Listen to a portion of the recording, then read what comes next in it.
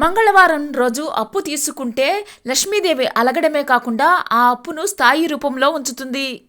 బుధవారం రోజు అప్పు ఇస్తే లక్ష్మీదేవి అలిగి ఇంటి నుంచి వెళ్ళిపోతుంది.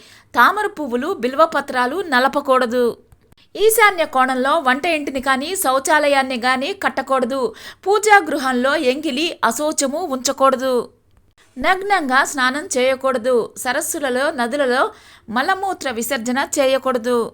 భూముల మీద, గోడల మీద అనవసరంగా రాయకూడదు. పాదాన్ని పాదంతో రుద్ది కడగకూడదు. చేతితోనే రుద్ది కడుక్కోవాలి. అతిథికి మర్యాద లోపం చేయకూడదు. పశుపక్షాల గ్రాసాన్ని కాజేయకూడదు. గోవుని కొట్టకూడదు. సంధ్యా సమయంలో ఇల్లు, వ్యాపార స్థలం ఊడవకూడదు. ఉదయం, సాయంకాలం దేవతారాధన చేయాలి. తులసి చెట్టుని అనాదరణ చేయకూడదు. సూర్యోదయం తర్వాత నిద్రించకూడదు. సోమరితనంగా ఉండకూడదు. ఇంట్లో కలహాలు తరచుగా జరుగుతూ ఉంటే, వృద్ధులను, మహిళలను అవమానిస్తే లక్ష్మీదేవి అలిగి వెళ్ళిపోతుంది. తీసుకున్న రుణాన్ని ఇవ్వటంలో జాప్యం చేయకూడదు. వ్యాపార నిమిత్తం కాకుండా ఎంగిలి, అశౌచము, అబద్ధము, జూదము, లాటరీ వంటి పనులు చేయకూడదు. వ్యసనానికి బానిసలు కాకూడదు.